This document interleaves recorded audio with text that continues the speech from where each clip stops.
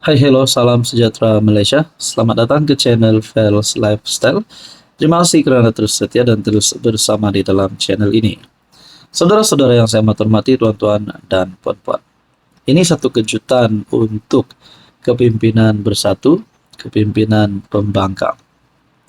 Ada satu kenyataan daripada dua pemimpin besar bersatu, yaitu daripada presidennya Muhyiddin Yassin sendiri dan juga daripada Hamzah Zainuddin, yaitu sebagai timbalan presiden bersatu selaku ketua pembangkang. Antara kenyataan yang menjadi kontroversi dan menjadi tanda tanya bagi penyokong bersatu rasanya dan juga seluruh rakyat Malaysia. Dalam satu dapatan saya melalui FB, perkongsian daripada Razmi, siapa presiden bersatu, captionnya di situ dengan gambar di bawah, konflik kepimpinan bersatu. Saya tidak pasti ini benar-benar ataupun tidak, tapi kalau perkara ini benar, pasti menjadi kejutan juga. Tapi yang kita tahu, Hamzah Zainuddin pernah membuat kenyataan tidak menolak kemungkinan kerjasama dengan UMNO. Manakala Presiden Bersatu pula berkata, Bersatu belum putuskan untuk mengadakan kerjasama dengan mana-mana parti. Nah, dengan kenyataan ini menimbulkan banyak persoalan. Datuk Seri Hamzah Zainuddin, Timbalan Presiden Bersatu. Kenyataan bertarikh 2 Mei 2025. Bersatu tak tolak kemungkinan bekerja sama dengan UMNO.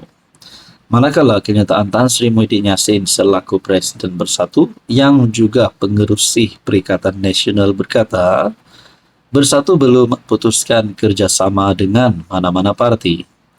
Nah, kenyataan ini pada 3 Mei 2025.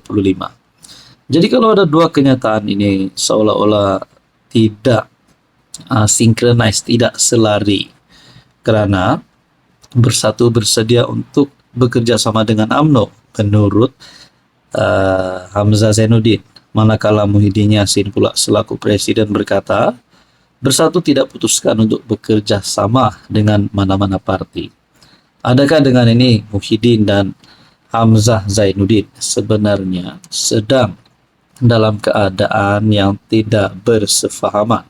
Adakah ini akan menyebabkan konflik besar di antara Hamzah dan Muhyiddin? Mungkin konflik besar di antara kem Hamzah Zainuddin dan kem Muhyiddin Yassin. Mungkinkah Muhyiddin Yassin akan digulingkan sebagai presiden kerana mereka lebih memilih Hamzah, ataupun sebaliknya Hamzah Zainuddin yang akan dikeluar daripada Bersatu? Dan mungkin mana-mana kedua-dua pemimpin ini yang ditolak di dalam parti Bersatu, dalam pembangkang mungkin akan menyertai mana-mana parti lain, mungkin juga dalam kerajaan, kita pun tidak tahu. Dalam politik, apa-apapun boleh berlaku. Berkaitan dengan gambar ini, apa komen Anda? Hai, hello, salam sejahtera Malaysia. Selamat datang ke channel Fels Lifestyle. Terima kasih kerana terus setia dan terus bersama di dalam channel ini. Saudara-saudara, tuan-tuan dan puan-puan yang saya hormati.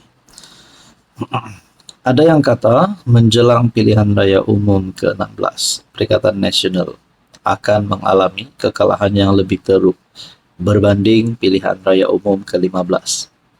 Umum juga mengetahui PRU15 yang lepas, gabungan yang paling banyak menang kerusi parlimen adalah Pakatan Harapan dan seterusnya Perikatan Nasional. Namun ada yang kata setelah PH memerintah PHBN dan setelah PHBN memerintah Kerajaan Perpaduan memerintah, setelah beberapa pilihan raya yang diadakan, PRK, pilihan raya negeri, ada yang kata tren penyokong PN beralih sokongan kepada Kerajaan Perpaduan. Nah, saudara-saudara, adakah dengan ini menjelang PRU16, PN boleh hilang lebih banyak kerusi lagi? Ini satu tulisan. Menjelang pilihan raya umum ke-16, PN boleh kehilangan 32 daripada 74 kerusi parlimen sekiranya, dalam artikel daripada Kerengga, Harapan Daily, PAS parti politik lama dan berpengalaman luas.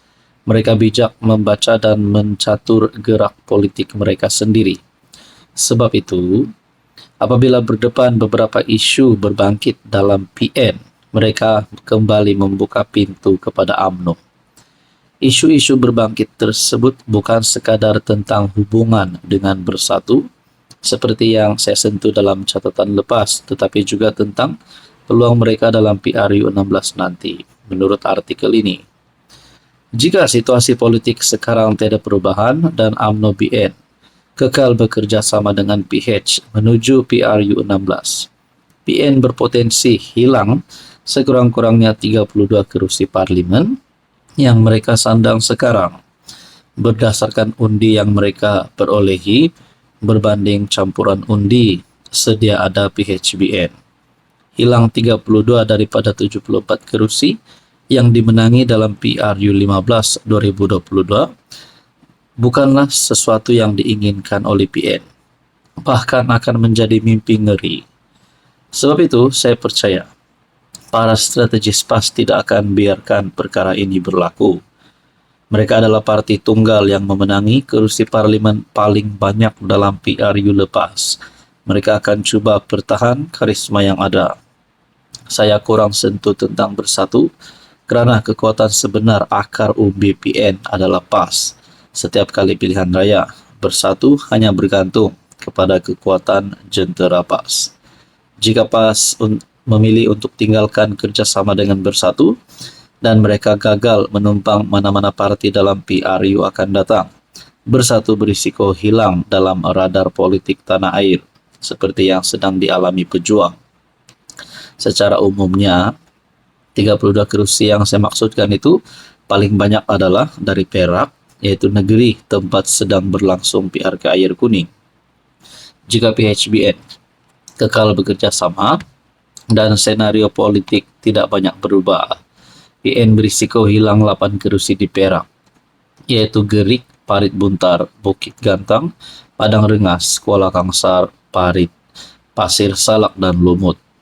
Pahang pula negeri kedua yang paling banyak PN berisiko, terlepas dengan 7 kursi, yaitu di Jerantut, Indra Mahkota, Kuantan, Maran, Kuala Krau, Temerloh, dan Rompin.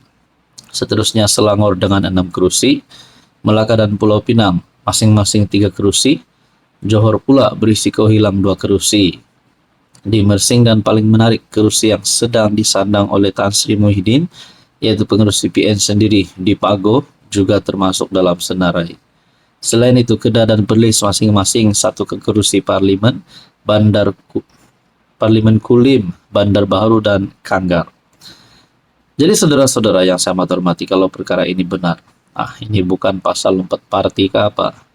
Jadi adakah untuk mencegah perkara ini PAS akan keluar PN dan menyokong kerajaan, ataupun Bersatu yang akan keluar PN dan menyokong kerajaan?